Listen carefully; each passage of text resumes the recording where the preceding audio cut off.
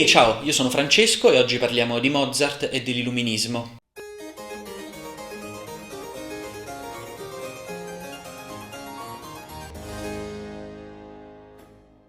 L'immagine che molti di noi hanno di Mozart è quella di un uomo svampito, disimpegnato, ingenuo e infantile. Questa visione ha una lunghissima tradizione, ma in realtà Mozart era un intellettuale estremamente consapevole, un rivoluzionario che con le sue opere e la sua musica ha dato voce ai più alti ideali dell'illuminismo.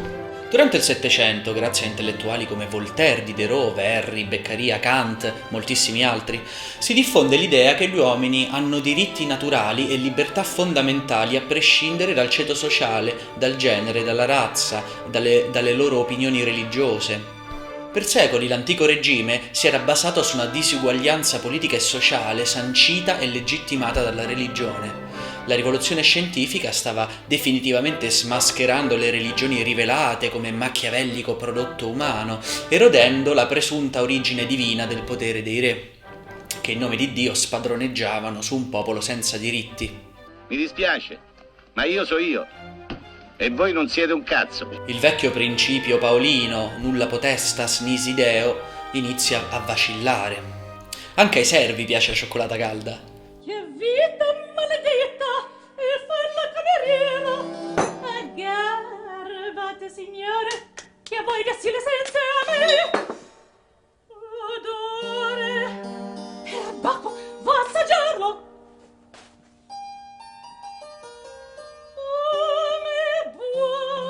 La forma sonata racconta questa trasformazione, rappresenta un processo in divenire, racconta il contrasto tra due temi che attraverso uno sviluppo entrano in accordo, si trasformano, si migliorano. È un periodo di rivoluzioni, di ridefinizione della società, di mutamento di valori. Attraverso il contrasto tra classi sociali diverse nasce una politica di emancipazione capace di sognare nuove società e nuovi mondi.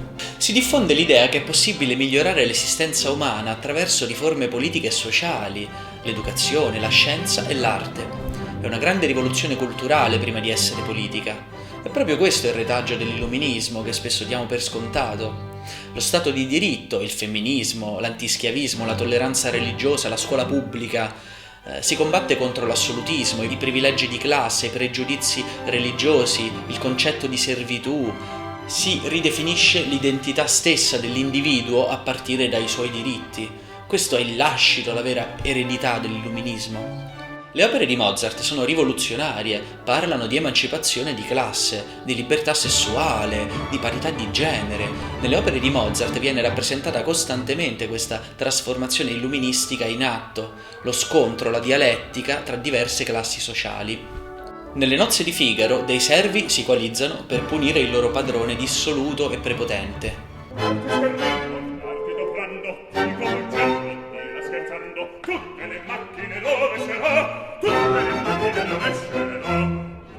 L'opera è dell'86, 2 anni dopo succedeva questo.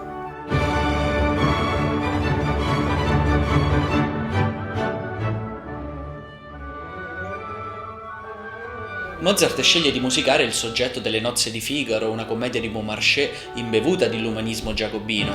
Napoleone la vide e disse: "Questa è la rivoluzione in atto". Una recensione viennese dell'opera di Mozart sulla Wiener Realzeitung scrive: "Oggi quello che non si può dire si canta".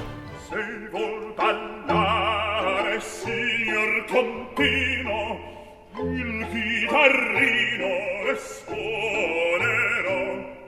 E Lorenzo da Ponte? Il librettista come docente era stato bandito in tutto il territorio della Serenissima per aver diffuso delle tesi eversive di ascendenza russoiana.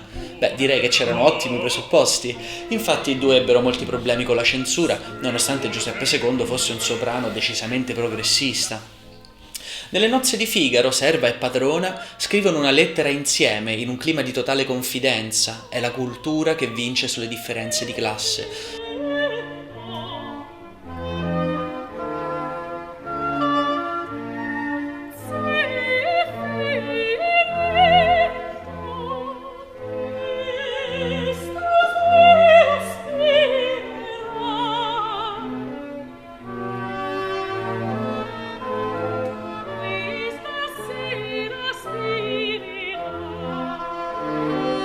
la contessa e Susanna perseguono un obiettivo comune: punire il padrone per le sue nefandezze. La musica le accompagna con dolci arpeggi di oboe e fagotto, strumenti pastorali che nel loro procedere parallelo evocano il riflesso di una naturale sorellanza.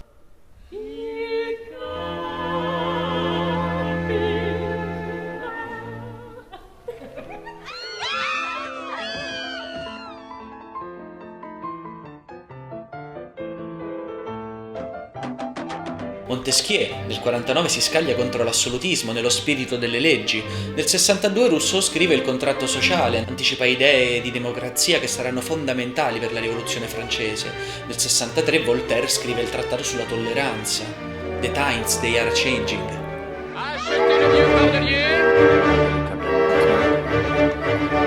Prima della rivoluzione francese la nobiltà di sangue viene aggredita prima di tutto con veemenza nell'arte. La guerra al dispotismo e a ogni forma di tirannia diviene, difatti, la parola d'ordine dell'illuminismo. Mentre Alfieri scrive il Della Tirannide e Diderot si scaglia contro Federico II nelle pagine contro un tiranno, Mozart sul palcoscenico fustiga la nobiltà che non era mai stata trattata in maniera così irriverente. Voglio fare il gentiluomo e non voglio più servir e non voglio più servir, no, non voglio più servir. Ma non dobbiamo stupirci, Mozart era un massone. Nel Settecento attraverso la massoneria circolano le idee dell'illuminismo, soprattutto in area tedesca, austriaca. Essere massone significava essere progressista, voler cambiare il mondo. Pensate che queste idee di fatto erano illegali. Per darvi un'idea del fervore culturale della massoneria, il gran maestro ai tempi di Mozart era Angelo Soliman, un ex schiavo. Spulciando nella biblioteca di Mozart troviamo la crème dell'illuminismo austriaco e non solo. Libri di Adolf Knigge, scrittore giacobino, massone illuminato e proto-socialista, John Kirkby, autore di opere in cui viene criticata pesantemente la schiavitù, il colonialismo, la disuguaglianza sociale e politica. Moses Mendelssohn, il filosofo che insieme a Kant rispose alla celebre questione «Che cos'è l'illuminismo?». Sonnenfels, il giurista, promotore dei diritti umani contro la tortura e la pena di morte, Sviten Wieland, il proto-socialista Ziegenhagen, i poeti anticlericali Braumeyer e Ignaz von Born, autore di fantastici pamphlet in cui si distinguono le varie tipologie di preti secondo i criteri di Linneo. Grande critico dei monasteri come luoghi di coercizione in cui si coltiva l'ignoranza e il lassismo. Questi erano tutti amici e spesso scrittori collaboratori di Mozart. Ma spulciando nella biblioteca di Mozart troviamo anche Hannah More, una proto-femminista esponente del Blue Stocking Circle. L'emancipazione femminile è uno dei temi centrali dell'opera di Mozart. Ogni donna è portata alla difesa del suo povero sesso, da quest'uomini ingrati a torto presso. Nel 1791 Olympe de Gouges scrive la Dichiarazione dei diritti della donna e della cittadina. Negli stessi anni Mary Wollstonecraft scrive in Inghilterra la rivendicazione dei diritti della donna.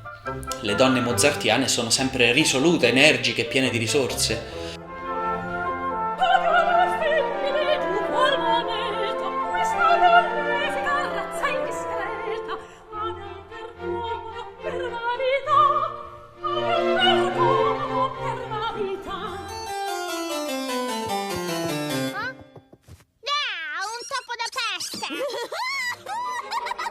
Le opere di Mozart non sono illuministiche e democratiche solo nei contenuti, ma anche nella forma. Egli avvicina alto e basso dal punto di vista stilistico, mischiando elementi dell'opera seria del Settecento con elementi dell'opera buffa popolare. L'arte di Mozart è profondamente democratica, è scritta per tutti. Mozart dà all'opera popolare una dignità mai vista. Nel Così fan tutte viene espressa una visione illuministica, razionale e disincantata dell'amore, all'insegna della libertà sessuale. Che razza d'animali son queste vostre belle? Siam come tutti noi, carne, ossa e pelle. Se mangian come noi, se veston gonne. Don Alfonso e Despina mettono alla berlina una visione idealizzata del rapporto di coppia, una visione bigotta, edulcorata di quella che è semplicemente la natura delle cose. Si fan tutte. Mozart ama ridicolizzare il decoro istituzionalizzato. Da bambino incontra l'imperatrice Maria Teresa e le salta in braccio e la bacia. A Roma ascolta la Cappella Pontificia che intona il Miserere di Allegri. Nessuno ne può avere lo spartito, pena la scomunica. Mozart lo ascolta un paio di volte e trascrive lo spartito. Iolo!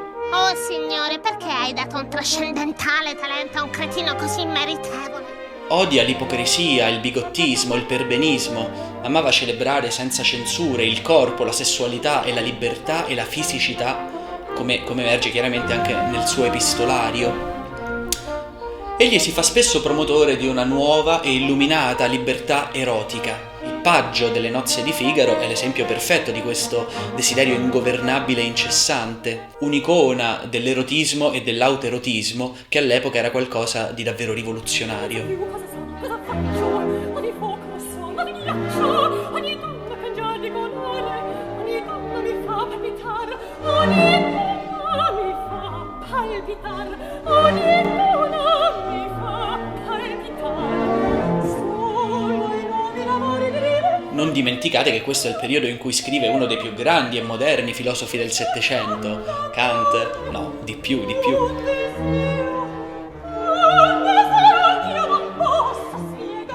Frutto di un'antica tradizione che inizia con Hegel passando per Adorno, i preconcetti e le semplificazioni fuorvianti sull'illuminismo sono molto diffusi ancora oggi.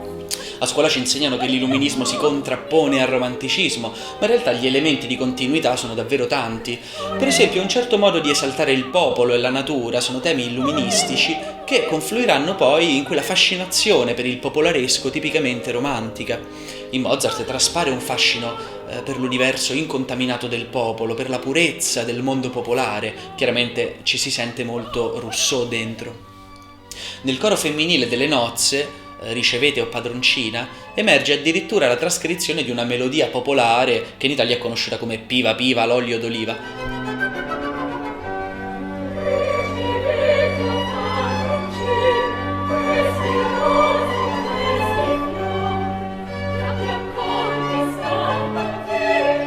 Posso vedere da qui che avete troppo sangue.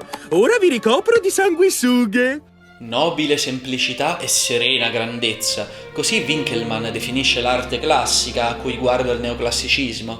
L'arte di questo periodo rigetta tutte le artificiosità del barocco, è un'arte chiara, semplice, all'insegna dell'ordine strutturale, dell'armonia e della leggerezza. Il linguaggio di Mozart si basa sulla naturalezza e sulla semplicità, è pervaso da una genuina freschezza, da una nobile ingenuità.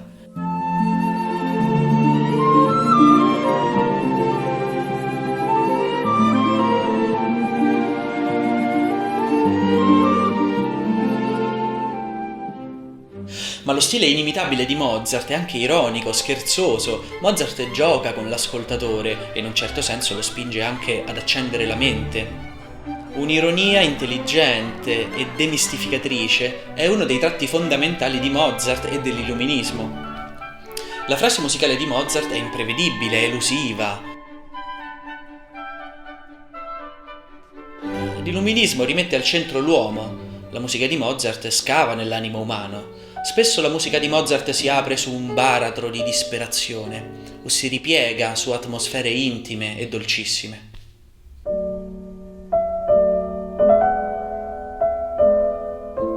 Spero di avervi dato qualche strumento in più per apprezzare la musica di Mozart. Si potrebbero raccontare infinite storie su Mozart. Io ho scelto la mia, ma in futuro potrei anche fare altri video e metterne in luce aspetti diversi. Ero convinto che la tua musica sarebbe stata giudicata la migliore. Davvero? Ma ora che muoio giovane, sarò fico per sempre.